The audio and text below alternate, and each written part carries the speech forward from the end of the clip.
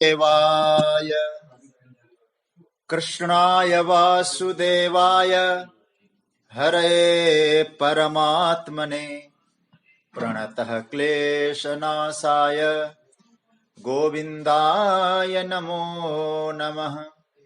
नमः परमहंसास्वादितचरणकमलचिन्मकरन्दाय भक्तजनमानसनिवासाय श्रीरामचन्द्राय। वागीशायस्य वदने लक्ष्मीर्यस्य च वक्षसि यस्यास्ते हृदये संवित् तं नृसिंहमहं भजे। गुरुर्ब्रह्मा गुरुर्विष्णुर्गुरुर्देवो महेश्वरः गुरुः साक्षात् परब्रह्म तस्मै श्री गुरवे नमः। भगवत चरण कमलानुरागी सभी आदरणीय प्रिय प्रेमास्पद श्रोताजन, स्वाध्याय परिवार के सभी प्रभु प्रेमी जन, आप सभी को मेरा प्रणाम, वंदन, अभिनंदन। स्वाध्याय परिवार के हम सभी सदस्य आज श्रीमद् भगवत गीता की चिंतन यात्रा का आज हम सबका 163वां दिन, हम लोग स्वाध्याय की यात्रा में हैं और श्रीमद् भगवत गीता के 8वें अध्याय पर चिंतन चल रहा है, जिस अध्याय का नाम है अक्षर ब्रह्म योग। प्रभु की कृपा से सहज चिंतन हम लोग कर रहे हैं। कल चर्चा आई थी कि हम लोग देख रहे थे कि सर्वद्वाराणि संयम्य मनो हृदि निरुध्य च मूर्धन्याधायात् मनः प्राणम आस्थितो योग धारणा। ये चर्चा आई कि हम एक देश में, एक वस्तु में, एक विषय में मन को लगाएं। वहां मेरे परमात्मा है, उस हृदय में, हृदय देश में लगाना है। और इस संकेत में ये चर्चा भी आई, हृदय का मतलब कोई मांस का टुकड़ा ही हृदय नहीं है। हृदय का तात्पर्य होता है आध्यात्मिक चेतना, जहां है वो हृदय है। तो हमने क्या किया? इंद्रियों के द्वारों को रोका, और इंद्रियों के द्वारों को रोकने के विषय में मैंने आप लोगों के सामने कुछ बातें रखी थी और आप लोगों ने उस पर चिंतन भी किया। वस्तु की उपलब्धि हो, उपलब्ध वस्तु को भोग करने की क्षमता हो, आपकी स्वतंत्रता हो, फिर भी आप भोग में प्रवृत्त न हो, आपने इंद्रियों के द्वारों को बंद किया, रोका। तो इंद्रियों के द्वारों को जब हमने रोका तो उसका एक बहुत दिव्य परिणाम निकलेगा। आपकी जो ऊर्जा है ना, एक जगह संगठित हो जाएगी। और जब ऊर्जा एक जगह संगठित होती है तो याद रखना, शक्ति वहां संचय होने लगता है। वो कैसे हो? देखिए, जब भी हमें कोई विषय आकर्षित करे, ये तो नहीं हो सकता कि हमें विषय आकर्षित न करे, क्योंकि हमारा मन है सहज विषयों की तरफ आकर्षित होता ही है। जब हमारा मन विषयों की ओर आकर्षित हो तो ध्यान हमारा विषय की ओर न हो, स्वयं की ओर हो। स्वयं की अर्थात आध्यात्मिक हृदय की तरफ हमारा ध्यान हो, चेतना पर ध्यान हो। भाव ये रहे, ये जो विषय प्रकाशित हो रहे हैं, इसके मूल में कौन है, किसके माध्यम से विषय प्रकाशित होते हैं। आंखों ने किसी रूप को देखा तो आंख न हो तो रूप प्रकाशित नहीं हो सकता है। लेकिन आप थोड़ा चिंतन करें, आंख हो तो भी कभी कभी रूप प्रकाशित नहीं होता है। क्यों नहीं होता? क्योंकि उस आंखों में जो चेतना शक्ति है वो भीतर है। एक आंख तो एक गोलक है, उसी तरह से संसार के सारे जो विषय हैं वो विचार ये करना, ये भीतर से जो। और दूसरी बात, आंखों ने देखा, लेकिन हमारी आध्यात्मिक चेतना का साथ यदि आंख को न मिले तो आप देख कर भी उसको अपने में रख नहीं पाएंगे। हमारे मन की जो चेतना है, हमारे आध्यात्मिक हृदय का जो संयोग है, उस इंद्रिय के साथ चाप जाता है। थोड़ी बात को कठिन लगेगी, लेकिन पकड़ना। कान से कोई शब्द हम सुन रहे हैं, रोज ही सुनते हैं, लेकिन कोई शब्द हमारे मस्तिष्क में बैठ क्यों जाता है? सारे शब्द क्यों नहीं बैठ पाते? क्योंकि उस समय हमारे कान को हमारे आध्यात्मिक चेतना, जिसको हृदय कहा गया है, उसका साथ नहीं मिला था।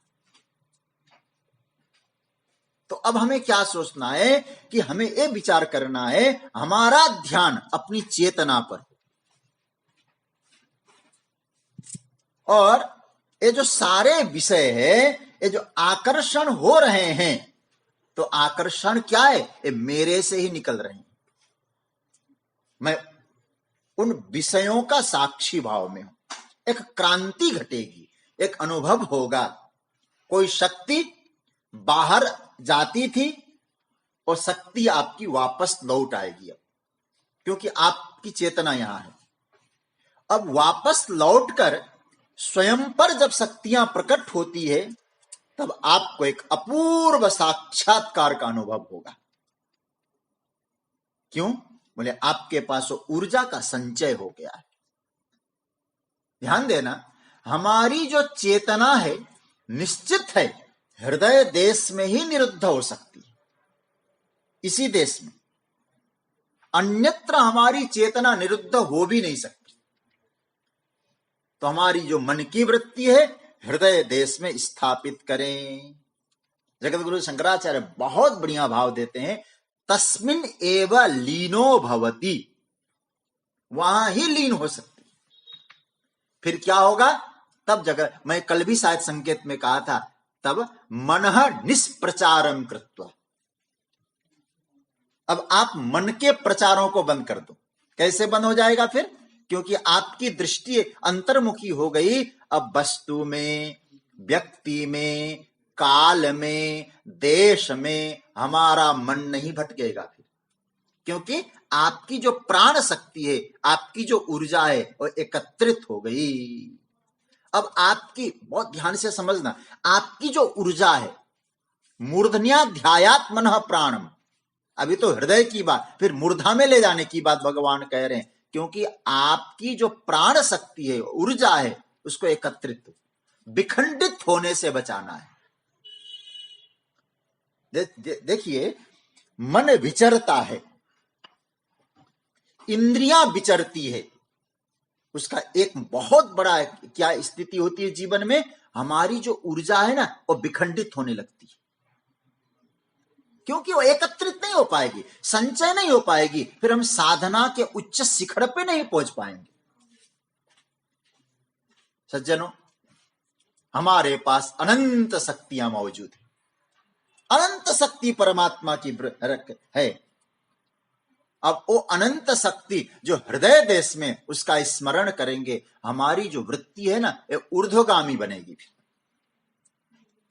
आत्मनः प्राणम मूर्धनि आधाय, फिर वो वृत्ति ऊर्ध्वगामी कब बनेगी? आपने अपनी शक्ति को संचय किया, ऊर्जा को एकत्रित किया। प्राण का मतलब क्या है? प्राण का मतलब है शक्ति, प्राण शक्ति, जिसको जीवनी शक्ति बोला जा सकता है। अब आपने उसको ऊपर उठाया, किससे उठाया, कैसे उठाया? ध्यान से उठाया। कहां उठाया? मूर्धा देश में, यहां आपने एकत्रित किया। अब आपके जो प्राण शक्ति पर आपका नियंत्रण हो गया।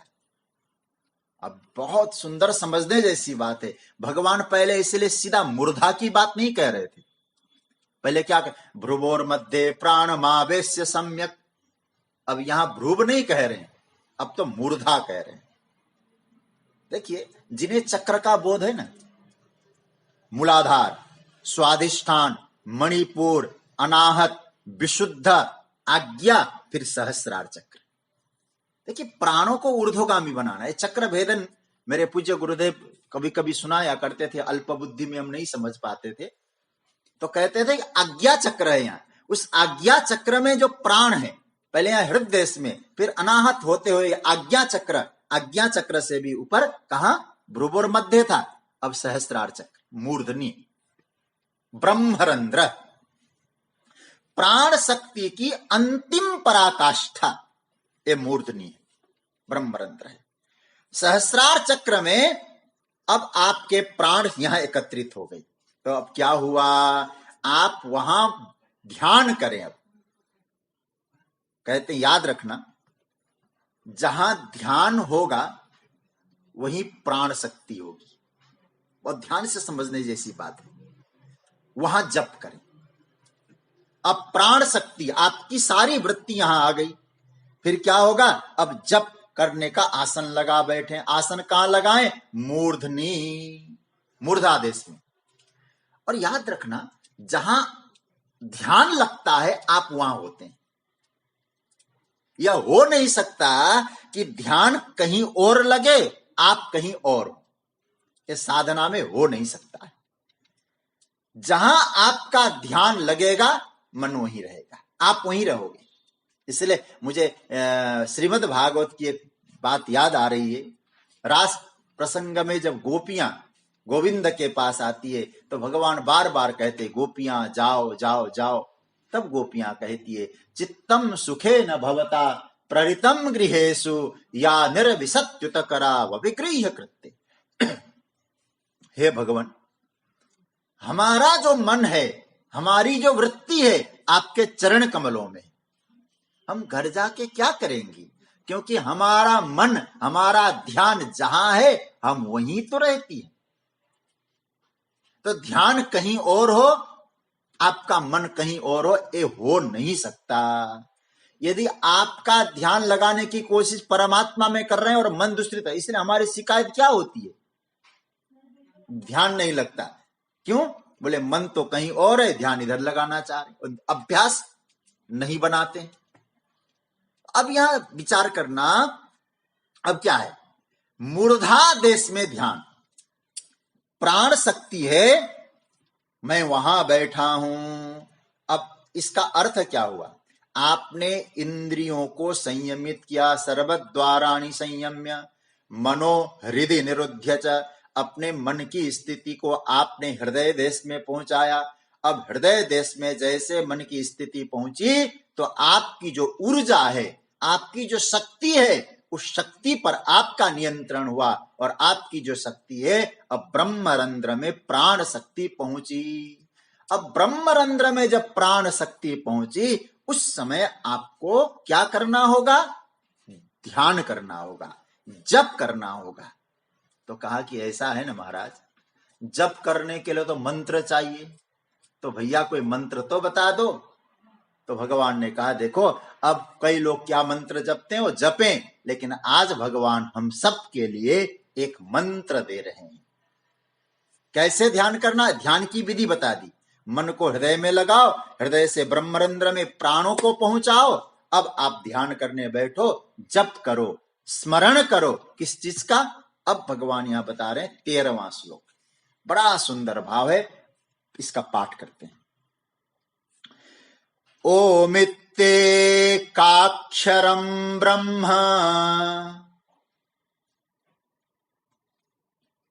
व्याहरन् माम् अनुस्मरन् यः प्रयाति त्यजन् देहम् स याति परमां गतिम्।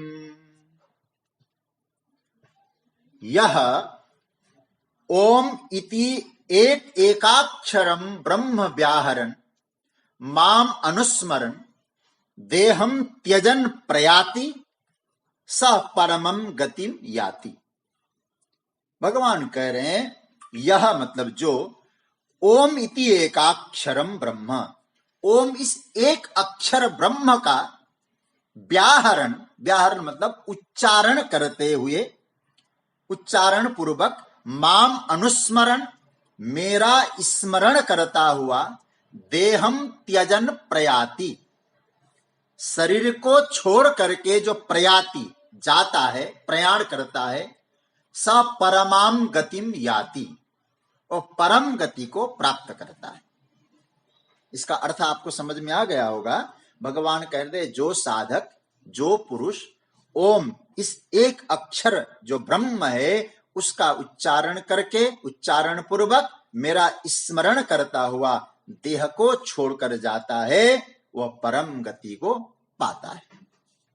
अब थोड़ा सा ध्यान देना, अब हम लोग कहां हैं इस समय? बोले अब आप ध्यान के लिए, मंत्र जप करने के लिए बैठे हैं। कहां हैं आप? बोले मूर्धा देश में ध्यान है, सहस्रार चक्र में आपका ध्यान है। अब क्या होगा? अब तक की जो ध्यान की प्रक्रिया थी, भगवान ने जो भी अब तक 6ठे अध्याय का ध्यान योग भी आपने सुना, ध्यान की प्रक्रिया की यात्रा अब तक जो आपने अनुभव किया होगा, देह के माध्यम से था। ठीक से बैठें, रीढ़ की हड्डी को सीधी करें। अब आपको भगवान देह से थोड़ा सा ऊपर, देहाध्यास के ऊपर उठा रहे हैं। अब आपको कहां ले जाना चाहते भगवान? अब आपको प्रणव पर ध्यान देने के लिए कह रहे हैं। प्रकर्षेण परमात्मानं प्रति नयति इति प्रणव। प्रणव मतलब ओमकार। इसका अर्थ जानते हैं क्या है? बोले अच्छी तरह से जो आपको परमात्मा की ओर ले जाए, उसका नाम है प्रणव। तो अब आपको प्रणव पर ध्यान दें। प्रणव क्या है? ओम, ओम इति। अब ध्यान वहां जाना चाहिए आपका, ओम इति, वहां ध्यान जाए। अब ध्यान का देखो, कभी कभी ऐसा होता है ना, हम लोग एक घर से दूसरे घर में शिफ्ट हो जाते हैं। बहुत गंभीरता से समझना। कभी कभी कहते हैं इस घर में हो गया, अब उस घर में हम शिफ्ट हो जाते हैं। तो उसी तरह से अब तक आपका यदि ध्यान यहां था, तो प्रयास ये करना, आपका जो ध्यान है वो शिफ्ट हो गया ऊपर। अब क्या करना? ध्यान व्याहरण। अब ध्यान आपने मूर्धा में यहां अपने प्राण शक्ति को पहुंचाया, उस परमात्मा का ध्यान किया। और ध्यान कर, कोई कौन सा परमात्मा याद रखना हो, पहला श्लोक बोला था ना, कविम पुराणम अनुशासितारम, उसका ध्यान किया। उच्चारण करता हुआ व्याहरण, जप करे, मध्यमा वाणी से, पश्यंती वाणी से, इसका जप करें। अब ध्यान देना, वहां जो प्रणव का जप है केवल उच्चारण मात्र है क्या? ओम का जो आप जप कर रहे हो, ओ, केवल उच्चारण मात्र है क्या? बोले भगवान कहते नहीं, बहुत ध्यान से समझना। भगवान कहते उच्चारण करो ओम का, स्मरण करो मेरा। इसलिए दोनों बातें भगवान ने कही। गीता के केवल अनुवाद जो हम लोग पढ़ते हैं ना, कभी कभी मूल बात छूट जाती है। देखिए भगवान क्या कहते हैं, ओमित्ते काक्षरन ब्रह्म व्याहरण, ओम का उच्चारण करे, लेकिन माम अनुस्मरण, मेरा स्मरण करे। भगवान का स्मरण हो, ओम का उच्चारण। एक बात और, भगवान का मेरा स्मरण, प्रणव। और एक बात और कहूं, प्रणव जो है ओम, वो क्या है? बोले मैं हूं, तस्य वाचक प्रणव। कल भी मैंने चर्चा की थी ना, नाम और नामी में कोई अंतर नहीं, क्योंकि ओम क्या है? बोले एक अक्षर का ब्रह्म है। ओम यदि आपने कहा तो ब्रह्म का नाम ले लिया। व्याहरण, ओम का उच्चारण और मेरा स्मरण। अब आप लोग कहेंगे अरे भगवान तो कहते मेरा मेरा करो। अब मैं और एक बात थोड़ी गहराई में आपको ले जाऊंगा। यह कृष्ण शब्द पे मत जाना, ठीक है? यह कृष्ण शब्द पे मत। कृष्ण का मतलब क्या है? कृष्ण का मतलब है कि मेरे प्रभु। शिव का मतलब है कि मेरे प्रभु। अब आप ध्यान करने बैठो, कृष्ण के नाम की व्युत्पत्ति खोजो। कृष्ण का अर्थ ये होता है, शिव का अर्थ ये होता है, राम का अर्थ ये होता है। यह कृष्ण इष्ट है। कृष्ण का अर्थ खोजना नहीं है, अर्थ चिंतन करना नहीं है। शिव नाम आपने ले लिया, शिव का मतलब बिल्कुल भगवान यहां कहते ओम का उच्चारण करो। मैं एक बात और कहना चाह रहा हूं आपसे, बहुत ध्यान से समझना। हमारे यहां दो बातें होती है, एक होता है जप, एक होता है पाठ। जैसे हम लोग दुर्गा सप्तशती का पाठ करते हैं, रामायण का पाठ करते हैं, भागवत का पाठ करते हैं, कोई स्तोत्र का पाठ करते हैं, और एक होता है जप। जप में और पाठ में क्या अंतर लगता है? आप साधारण रूप से कहेंगे जप का मतलब जो माला लेके बैठ गए जप है, और पाठ का मतलब क्या है? पुस्तक है और पुस्तक को खोल के पढ़ते जा रहे, उसका नाम है पाठ। लेकिन मैं आपको एक बात कहूं, पाठ में अनर्थज्ञ न हो। अनर्थज्ञ का अर्थ है जो आप पाठ कर रहे हैं उसका अर्थ का अनुसंधान करें, तब आपको पाठ में मन लगेगा। जो भी पाठ, मैं ये नहीं कर रहा हूं कि जो अर्थ नहीं मालूम तो आप पाठ न करो। कई बार हम श्री सुक्तम का पाठ करते हैं, अर्थ नहीं मालूम होता है, इसका मतलब ये नहीं कह रहे हैं कि हम अर्थ न हो, लेकिन कोशिश ये करिएगा, अनर्थज्ञ जो पाठ होता है इतना महत्व हमारे शास्त्रों में नहीं दिया है।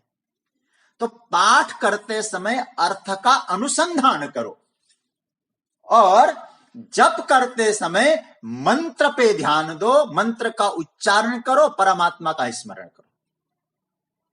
दो बातें आ गई, आप ध्यान से समझना इस बात को। मंत्र का तात्पर्य क्या हुआ? मंत्र का अर्थ हुआ परमात्मा का नाम आपने जपा। लेकिन अब मंत्र का अर्थ खोजने लग जाओ, एक गुरुजी ने दिया है मंत्र कैसा, बस मंत्र जपो, यही सर्वस्व है। अब आपने गुरुजी ने तो मंत्र का अर्थ क्या है? ठीक है, अर्थ जानते हैं तो अच्छी बात है, लेकिन मुख्यतः आपसे एक बात कहूं, मंत्र है वही मेरे लिए परमात्मा है। मंत्र के प्रति श्रद्धा हो। अब भगवान कहते हैं सर्वसुलभ में मंत्र दे। यदि आपका कोई मंत्र राम है, कृष्ण है, आप उसको जपें, कोई दो राय नहीं है। भगवान कह रहे हैं मंत्र क्या अर्थ क्या है इसका अधिक अनुसंधान न करो, मंत्र का क्या कर व्याहरण, उसका तो उच्चारण करो, और माम स्मरण, मेरा अनुस्मरण। अनु मतलब बाद में, इधर मंत्र का उच्चारण हो, उधर भगवान का स्मरण। तो भगवान कह रहे हैं ओमकार के अर्थ का चिंतन नहीं है, ओमकार के उच्चारण की बात भगवान ने कही। और मेरा आगे भगवान कहेंगे, ओमकार के विषय में भी चर्चा आएगी। तो मेरा स्मरण, योग दर्शन में ऐसा नहीं, थोड़ा योग दर्शन और गीता को थोड़ा सा अंतर में करूंगा। पतंजलि ने जो योग दर्शन की चर्चा की, वहां आया है तज्जपस तदर्थ भावनम। तदर्थ भगवान से पूछा महाराज, ये तदर्थ भावनम जो पतंजलि जी कहते उसका अर्थ क्या है? भगवान कहते भाई तदर्थ भावना से कोई मतलब नहीं है, मैं तो कहता हूं वहां तदर्थ भी मैं ही हूं, तदर्थ भी भगवान ही है। इसलिए उस मंत्र का अर्थ भी भगवान है, मंत्र ही भगवान है।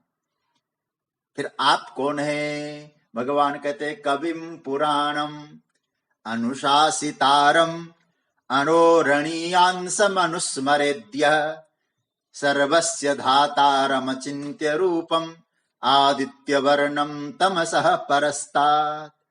ये पूज्यपाद हमारे चांडक जी हमको एक दिन संदेश भेजे थे, बोले ये जो मंत्र है हम लोग रोज इसका पाठ करते हैं, और है पूज्य महाराज श्री पूज्यपाद स्वामी राम सुखदास जी महाराज ने ये प्रार्थना में शामिल किया है इसको, भगवान के स्वरूप का चिंतन। तो भगवान मैं हूं कविम पुराणम। तो जगत गुरु शंकराचार्य बहुत बढ़िया बात कहते हैं ओम के विषय में, शंकर भाष्य में, ब्रह्मण अभिधान भूतम ब्रह्म एव। जो ओम है, ओम इति एकाक्षरम ब्रह्म, ये क्या है? अभिधान भूतम, ब्रह्म का नाम होने के कारण ब्रह्म एव, ब्रह्म का वाचक होने के कारण ओम, इस अक्षर को ही ब्रह्म मानो। ऐसे ही उच्चारण करके अब क्या करना? व्याहरण माम अनुस्मरण, उसका उच्चारण करो, और भगवान का स्मरण करते हुए क्या होता है? देहम त्यजन, देह त्याग जो करते हुए अब दूसरी बात, एक बात कहूं, ओम, मैं ज्यादा अर्थ की बात नहीं कहूंगा, अ उ म इसका अर्थ क्या है, केवल ओम। हम लोग संस्कृत में कोई कुछ कहता है ना, बोले पश्यसी तुमने देखा, तो कभी कभी हम लोग क्या कहते हैं, पश्यसी तुमने देखा, बोले हम लोग कहते हैं आम, हाँ, और आम की जगह को भी ओम बोल दिया ना, ओम का मतलब स्वीकार, बोले हाँ हमने देखा। तो अब यहां हमको ये सोचना है, ओम मतलब हमने परमात्मा तत्व को स्वीकारा है, स्वीकार किया है भगवत तत्व को। तो सज्जनों, इस परमात्मा तत्व को जो हमने स्वीकारा है, भगवान कहते हैं उस जो भगवत तत्व की बात जो आई है, तो यहां भगवान यहां जो चर्चा कर रहे हैं कि ओम क्या है, ओम का मतलब है ब्रह्म का ही स्वरूप। अब उस ओम का जो जप करते हुए देह त्याग करने की बात प्रभु ने कही। तो इस प्रकार से देह त्याग करना मतलब, इसका महापुरुषों ने अलग अलग रूप में अर्थ किया है। बोले जो साधक अपने उस ओम का चिंतन करते हुए देह त्याग मतलब देहाध्यास से ऊपर उठता है। देह त्याग मतलब अकारण देह त्याग नहीं है, देहाध्यास से ऊपर उठना। मैं देह नहीं हूं, देह की वृत्ति से मैं ऊपर हूं। तो जप करते हुए अपनी प्राण शक्ति को संचय करके, तो सयाति परमाम गतिम, भगवान कहते इस प्रकार से वो प्रयाति, वो जाता है। वो जाता कहां है? भगवान कहते परमाम गतिम याति, निश्चित रूप से उसे परम गति की प्राप्ति होती है। अब परम गति का मतलब क्या है? स्वर्ग। यहां हमारे महापुरुषों ने कहा परम गति क्या है? परम गति क्यों? क्योंकि इसके बाद उससे श्रेष्ठतम कोई गति ही नहीं है। जहां तक गति का क्षेत्र है, उसके ऊपर जो है पराकाष्ठा है उसकी। तो प्रकृष्ट गति को वो प्राप्त कर लेता है। कैसे? इस प्रकार से योग बलेन, ध्यान के द्वारा। एक बात और कहूं, यह स्वरूप नाश की बात नहीं है, वेदांत की बात थोड़ा ले आऊं, देह त्याग की बात है, स्वरूप नाश नहीं है। और जगतगुरु शंकराचार्य का जो भाष्य है ना, मैं इसीलिए इसको बहुत, हालांकि गीता पर तो अनेक टीकाएं हुई, सब टीकाओं को मैं प्रणाम करता हूं, प्रयास करता हूं कि सभी टीकाओं का दर्शन करूं, लेकिन जगतगुरु शंकराचार्य भगवान का जो टीका है थोड़ा क्लिष्ट है, लेकिन देखना चाहिए। वो कहते देह त्यागे न प्रयाणम आत्मनः न स्वरूप नाशे न इत्यर्थ। कहते हैं कि अपना स्वरूप नाश हुआ ऐसा नहीं है। हम जहां रह रहे थे, हम अपने घर को चले गए, देह में रहे थे, हमारा स्वरूप तो वही है, बल्कि देह से हम दूसरे घर में चले गए। इसका अर्थ क्या है? देह हमारे लिए रहने का एक स्थान था। अब हमारे जीवन में हम उस देह की स्थिति से ऊपर उठ गए। कहां गए? बोले देह रूपी घर को छोड़ करके अपने घर को चले गए।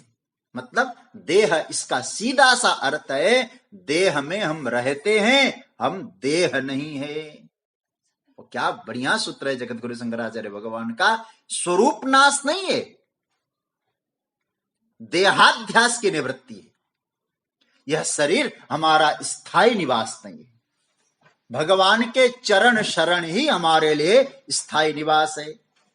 एक किसी ने बहुत बढ़िया बात कही, जब व्यक्ति सोया था, मतलब मरा हुआ था, तो कहते हैं सोया पड़ा था जमी पर।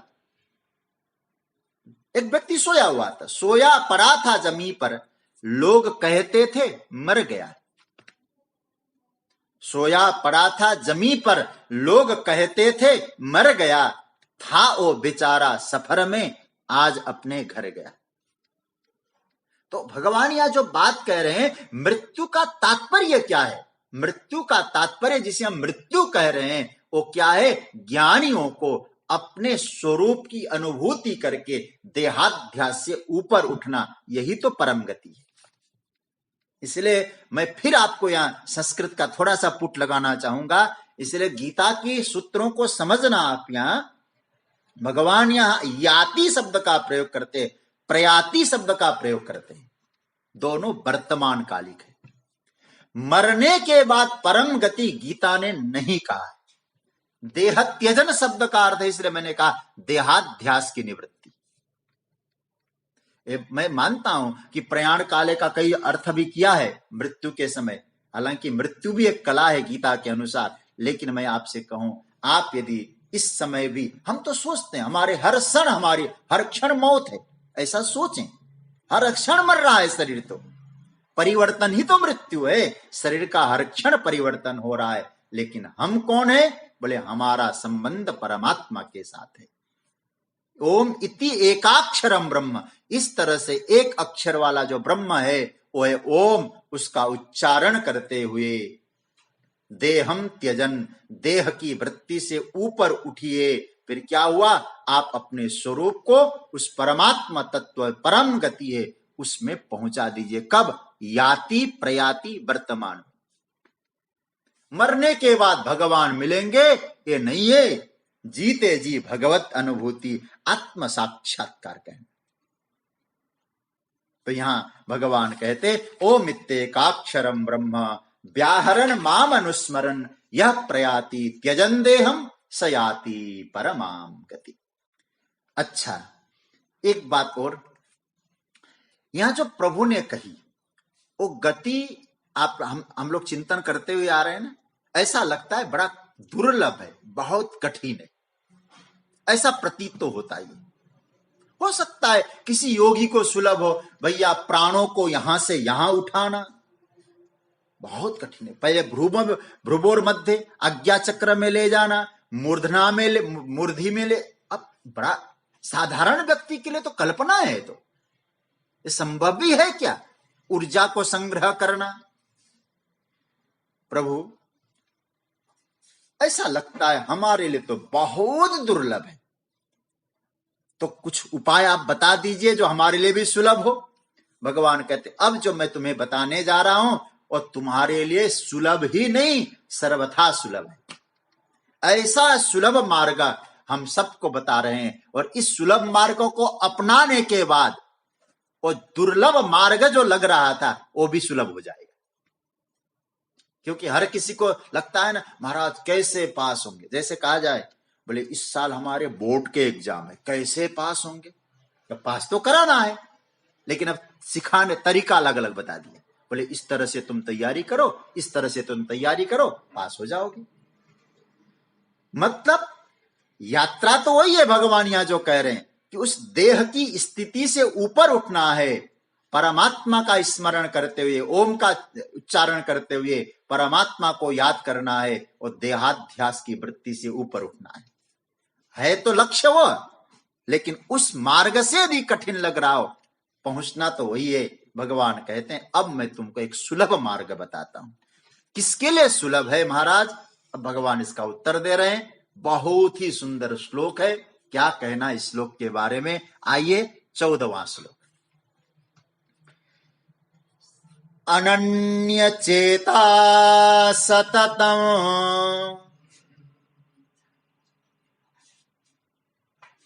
यो मां स्मरति नित्यसः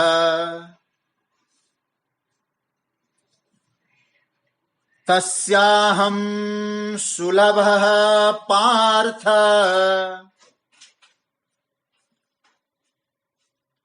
नित्ययुक्तस्य योगिनः। पार्थ यह अनन्य चेता नित्यसः सततम मां स्मरति तस्य नित्ययुक्तस्य योगिनः अहम सुलभः। भगवान बहुत बढ़िया बात कह रहे हैं।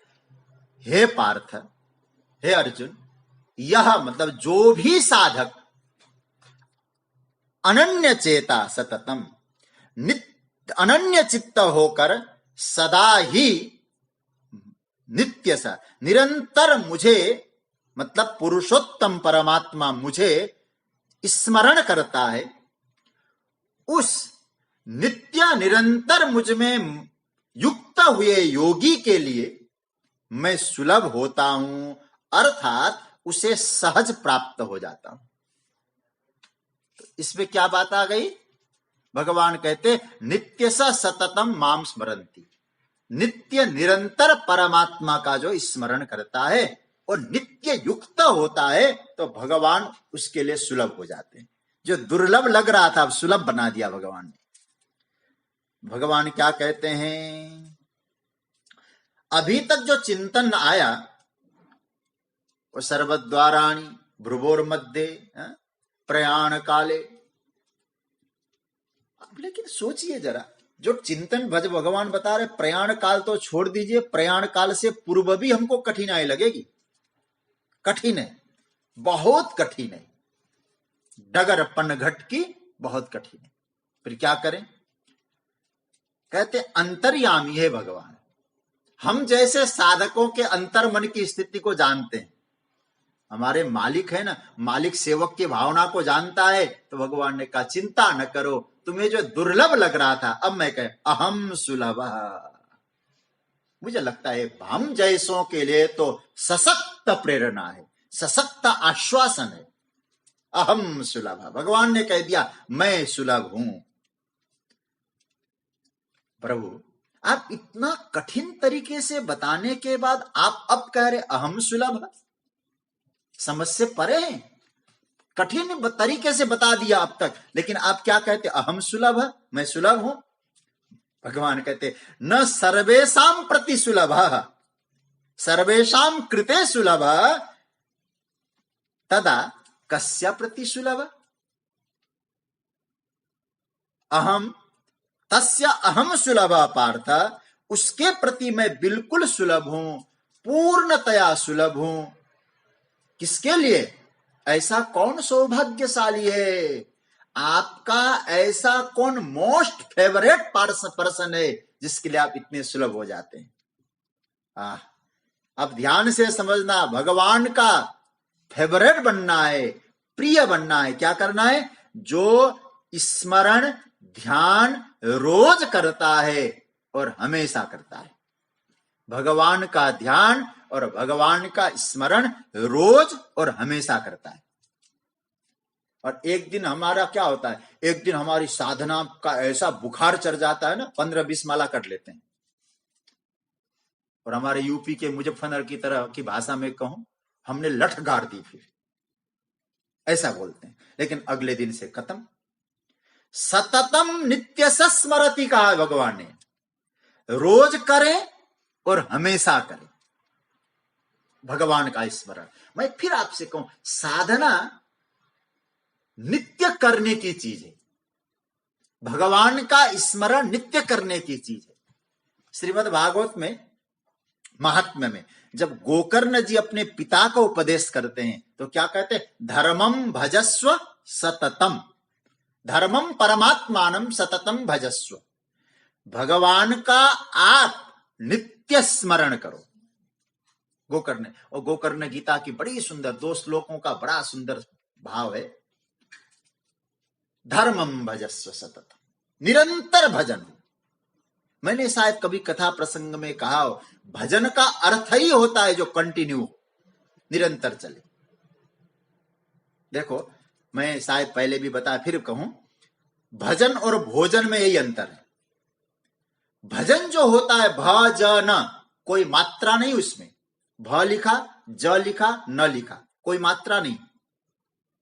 भोजन, भ ओ की मात्रा, ज और न, बाकी सब बराबर है, लेकिन ओ में, भ में ओ मात्रा लग जाता है तो भोजन हो जाता है, भ में कोई मात्रा नहीं लगा तो भजन हो जाता है। और संस्कृत भाषा में मात्रा का अर्थ होता है परिमाण, लिमिट। अब आप अच्छी तरह से अर्थ लगा लेना। इसका अर्थ क्या हुआ? भजन में मात्रा नहीं है, अनलिमिट है, भोजन में मात्रा है, लिमिट है। लिमिट में भोजन करो और भजन में लिमिट न हो। रोज करना है। थोड़ा सा उल्टा होता जा रहा है हम लोगों का। हमने भजन को तो लिमिट में बना दिया है और भोजन का कोई लिमिटेशन ही नहीं। कभी भी खाओ, कुछ भी करो, ये पेट नहीं लगता है। कभी कभी तो लगता है हमने इस पेट को कबाड़ खाना बना के रखा है। तो कहने का तात्पर्य भजन कैसा हो, निरंतर। इसलिए भगवान ने दोनों सा, अभी हम चर्चा करेंगे यहां, भगवान ने दो सतत शब्द का भी प्रयोग किया है यहां और नित्य सह शब्द का प्रयोग किया है। सतत हो, रोज करो और करते हमेशा करो। एक बात याद आ गई। कुछ लोग ऐसे होते हैं, एक महात्मा जी कह रहे थे भक्त कितने प्रकार के होते हैं, तो महात्मा जी ने कहा 4 प्रकार के होते हैं। तो व्यक्ति को लगा महाराज जी ने गीता अच्छी तरह से पढ़ी। बोले महाराज जी हमको भी मालूम है 4 प्रकार के होते हैं। बोले कौन कौन से? आर्त, अर्थार्थी, ज्ञानी, जिज्ञासु। कहा कि अरे मैं दूसरे भक्त की बात करता हूं। और विनोद में बोल रहे थे। बोले कौन कौन से? बोले भक्त होते 4 प्रकार के, असली, नकली, फसली और दखली। असली, नकली, फसली और दखली। आप लोग शायद असली में हैं, भाई बता दूं। देखो असली भक्त कौन है? जो जितनी साधना उसने पकड़ के रखी है, ये नहीं कि 24 घंटा करता, 10 मिनट की उसकी साधना है, रोज करता है और हमेशा करता है। इसलिए नित्य है, नित्य सा है, सततम है। रोज करो और हमेशा के लिए करते रहो। यह है असली भक्त। दूसरे होते हैं नकली भक्त। नकली का मतलब जानते होंगे। बोले भाव हो या न हो, वो कर रहा है तो देखा देखी मैं भी कर ही लूं। उसने फूल चढ़ाया तो मैं भी चढ़ा लूं, उसने ऐसा किया तो मैं भी वैसा ही करूं। ये है देखा देखी, नकली भक्त। ये कुछ हद तक ठीक भी है, फिर धीरे धीरे आ जाएगा वो भाव। तीसरे होते फसली भक्त। महात्मा जी का भाव फसली का जानते हैं? फसल का समय आता है ना, भक्त बन जाते हैं। व्यापार का समय आता है, मार्च का महीना चालू हो गया, अब तो क्या स्थिति हो, आए चलो चलो मंदिर में, महाराज जी कुछ इनकम टैक्स का कुछ एग्जाम का समय। अब बोर्ड एग्जाम हो तो देखो मंदिर में क्या भीड़ लगती है। ये फसल के समय वाले भक्त है। और फसल पूरा हो गया तो भजन पूरा हो, क्योंकि फसल काट दिया ना। असली, नकली, फसली और चौथे होता है दखली, जो दखल देते हैं। दखल देने वाले जानते होंगे। बोले स्वयं तो करते नहीं है, कोई कर रहा है तो वहां भी दखल दे, क्या फायदा करने से।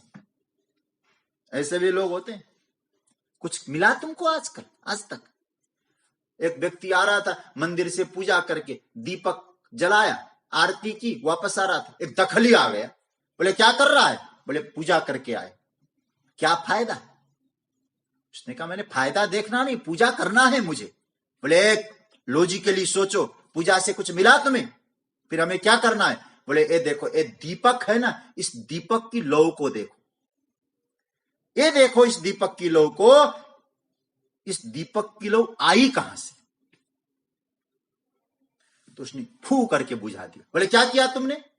उसने कहा कि अब इसमें झगड़ा मत करो, भजन करके आया हूं, जहां से दीपक की लौ आई वहीं से जहां से आया वहीं गया। मेरा कहने का तात्पर्य है भजन निरंतर हो। असली वह है जो नित्य सा रोज करता है और हमेशा करता है।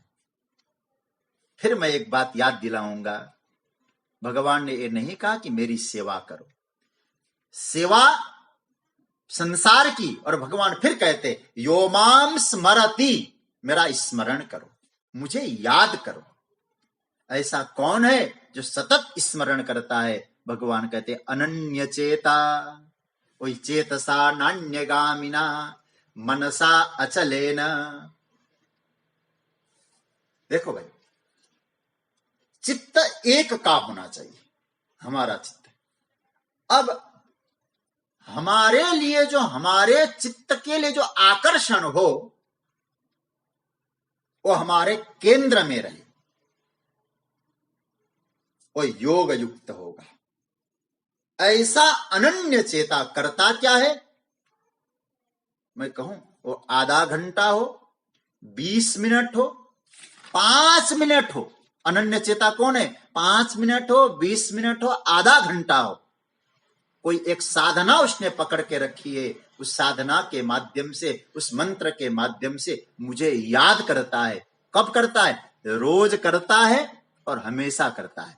ये नहीं कहा भगवान दीर्घ काल तक, नहीं कहा। इसलिए सततम नैरंतर्यम, भाष्यकार कहते जगतगुरु शंकराचार्य, देखो मुझे लगता है कि जो नैरंतर्यम शब्द है ना, पतंजलि से ले लिया उन्होंने। पतंजलि ने कहा दीर्घ काल नैरंतर्येण सत्कार सेविता दृढ़ भूमि, जो रेगुलर करता है, कभी कभी वाली बात नहीं कर रहे हैं भगवान, एक हफ्ते के लिए ध्यान नहीं करता। दीर्घ काल का अर्थ है 4 घंटे का ध्यान नहीं है, दीर्घ काल का अर्थ है बहुत दिन तक स्मरण ध्यान एक करने का मन में भाव है। मैं आपको कहूं सच बात तो यह है, दीर्घ काल भी छोड़ दो, बहुत दिनों तक का भी नहीं, यावत जीवन उसे यही करना है। इसलिए फिर मैं जगत गुरु शंकराचार्य को लाऊंगा, नित्य सह दीर्घ कालम उच्यते न क्षणमास न संवत्सर किंबातर ही यावत जीवम। यावत जीवन इसका मतलब दीर्घ काल, न 6 महीने न 1 वर्ष, हमेशा अभ्यास के इस साधना। तो ऐसे जो साधक है, ऐसे साधकों के लिए भगवान कहते मैं सुलभ होता हूं। तो फिर क्या होगा? बोले भगवान कहते अनन्य चेता बनो, जिसके चित्त में मेरे अतिरिक्त कोई संकल्प नहीं उठता, उसी का वो चिंतन करता है। वही आत्मचिंतन है, वही आत्मचिंतन है। परमा अनन्य चेता, क्योंकि अन्यत्र उसका चित्ती वृत्ति गई ही नहीं, नान्यगामिना। एक बार किसी ने हमसे प्रश्न किया था, ये आत्मचिंतन होता क्या है? हर कोई कहते आत्मचिंतन करो, आत्मचिंतन करो, आत्मा भी कोई चिंतन का विषय है, ऐसा क्यों कहते हैं? मैंने भगवान को याद किया, प्रभु कुछ प्रेरित करो। तो मेरी छोटी बुद्धि ने एक सूत्र निकाला, और शायद आप लोग इससे असहमत नहीं होंगे, कि आत्मचिंतन का अर्थ है अनात्म चिंतन का जहां अभाव हो वही आत्मचिंतन है। अनात्म चिंतन का अभाव, वृत्तियां अंतर्मुखी बनानी है, अंतर्मुख होते ही वृत्तियां अपने आप निर्विचार होने लगती है। जब हमारी वृत्तियां बाहर उड़ जाती है ना, तो फिर वृत्तियों का तरंग उठती है। समुद्र की लहरें बाहर है, भीतर लहरें नहीं उठती है। वृत्तियों को बहिर्मुखी बनाएंगे तो विचारों की वृत्तियां आपको बेचैन बना देती है। तो हम में विचारों का झंझावात आता क्यों है भाई? जब हम व्यक्तित्व के ऊपर ऊपरी हिस्से में रहते हैं, मतलब हम अनात्म चिंतन में होते हैं। अनात्म चिंतन ही विचारों का तूफान लाते हैं, हमें विचलित करते हैं। इसलिए भगवान कहते उस समय जब विचारों का झंझावात आ जाए तो व्यक्ति अन्य चेता होगा। पर भगवान यहां क्या कहते? अनन्य चेता। मैं वेदांत की एक छोटी सी बात आपके सामने रखूं। गहरी सुषुप्ति में विचार क्यों नहीं आते? उस समय वृत्तियां हमारी बिखरी हुई नहीं होती। मैं सुषुप्ति को सर्वश्रेष्ठ अवस्था मानने के लिए नहीं कह रहा हूं, उदाहरण के तौर पे कह रहा हूं। गहरी सुषुप्ति में विचारों का झंझावात न आने का एकमात्र कारण है, उस समय गहरी सुषुप्ति अवस्था में आपके जो विचार है वो बिखरे हुए नहीं होते हैं, वृत्तियां बिखरी हुई नहीं होती है। तो जगत के विषय वस्तुओं को लेकर जो दिमाग में जो हमारे कूड़ा करकट भर जाता है ना, उसको निकालना है। कैसे? नींद की तरह। नींद में सुख मिला आपको, नींद में हुआ क्या? नींद में हमको आनंद मिला क्यों? सच्ची बात तो आप विचार करना। आप गहरी नींद में होते हैं और उठ के आप क्या करते? बड़ा मजा आया। जिसको नींद नहीं आए तो क्या हालत हो जाता है। अब आप उस नींद में भूले कि नहीं भूले, आप थोड़ा सा चिंतन करना। आप अपने आप को भूले, इंद्रियों को भूले, बुद्धि को भूले, और नहीं भूलेंगे तो क्या होगा? नींद नहीं आएगी। नींद नहीं आएगी तो विचार आएंगे, विचार आएंगे तो विचलित हो जाते हैं। फिर नींद, हम लोग कहते हैं महाराज नींद बहुत डिस्टर्ब होता है, और जिसका नींद डिस्टर्ब हुआ उसको सुख नहीं मिला। नींद डिस्टर्ब क्यों हुआ? इसीलिए हुआ क्योंकि वो विचार आ गए, विचार विचलित कर गए, बिखर गए विचार। तो इसका अर्थ है जिस दिन अनात्म वृत्ति का अभाव हो जाएगा उसी दिन आत्मदर्शन हो जाएगा। इसलिए समाधि में और निद्रा में ज्यादा अंतर नहीं होती है, अंतर नहीं माना है। निद्रा का मतलब है वृत्तियां वहां भी शांत है, समाधि में भी वृत्तियां शांत है। निद्रा में हम अपने आप को उस तत्व से नहीं जोड़ पाए। समाधि में भी वृत्तियां तो शांत है, लेकिन हम स्वयं को उस परम से जोड़ दिए, तो उसका नाम समाधि, इसका नाम निद्रा। अंतर केवल इतना है। निद्रा में सब कुछ भूल गए, हम अपने आप को भूल गए। समाधि में सब कुछ भूल गए, लेकिन हम अपने आप को स्मरण किए। अनात्मा वस्तुओं की निवृत्ति होना ही आत्मदर्शन है। आत्मा तो नित्य है, तो भगवान क्या कह रहे? अनन्य चेता, अर्थात अन्य चेता न बने, उन सब को विस्मरण करे। रामचरितमानस में एक बड़ा प्यारा प्रसंग है। वो प्रसंग में क्या लक्ष्मण गीता कहा जा सकता है उसको। जब लखनलाल जी निषादराज गुह को रात्रि में श्रृंगवेरपुर पे उपदेश करते हैं, राम जानकी सो रहे हैं और उस समय महाराज उपदेश चलता है। क्या बोलते हैं लखनलाल? योगी कौन है? इसलिए भगवान ने यहां कहा है ना, नित्य युक्तस्य योगिना। अनन्य चेता हो गया, परमात्मा का नित्य स्मरण करता है, वो योगी है। लखनलाल योगी किसको कहते हैं? कहते हैं एहि जग जामिनी जागहि जोगी। देखो मानस का सूत्र, एहि जग जामिनी जागहि जोगी, परमारथी प्रपंच वियोगी। वो योगी क्या है? परमारथी। परमारथी का मतलब है परम ही जिसके जीवन का अर्थ है। परमार्थ का मतलब क्या है? पूजा पाठ नहीं है। परमार्थ का अर्थ है केवल परम तत्व परमात्मा ही जिनके जीवन का प्रयोजन है, वो परमार्थी। ऐसा जो परमार्थी है, परमात्मा को ही प्रयोजन बनाया है, उसके विषय में यहां कहा गया है प्रपंच वियोगी। अब प्रपंच वियोग हो गया। प्रपंच वियोग मतलब प्रपंच विस्मरण हो गया, क्योंकि उसका स्मरण कहां है? यो माम स्मरति नित्यसः, उसका स्मरण परमात्मा में है, तो जगत का विस्मरण हुआ, प्रपंच वियोग हो गया, और प्रपंच वियोग होते ही परमार्थी बन गया। वो कैसा है? भगवान कहते अनन्य चेता। अनन्य चेता सततम यो माम स्मरति नित्यसः। तो भूलना यह देहात्म भाव की विस्मृति है। भूतकाल के विचार को त्याग दें।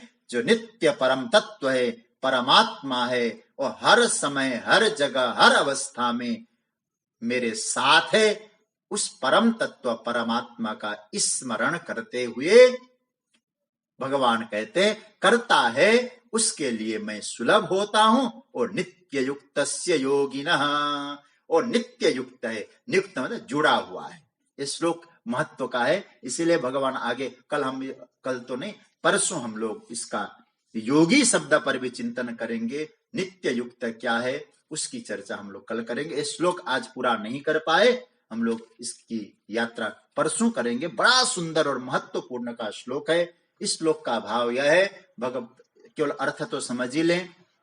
भगवान कहते हैं जो नित्य और हमेशा, रोज और हमेशा जो मुझे स्मरण करता है, उसके लिए मैं सुलभ हूं। और मुझसे जुड़ा हुआ है, ऐसे योगी के लिए मैं दुर्लभ नहीं हूं। इसका अर्थ है यदि नित्य स्मरण करेंगे परमात्मा उसके लिए सुलभ हो जाएगा, और सुलभ होते ही फिर आपको वो सर्वद्वाराणी भी कठिन नहीं पड़ेगी। फिर ये नहीं कि भगवान ने ये नहीं कहा कि पहले जो मैंने कहा था सॉरी वो बेकार है, ये ठीक है।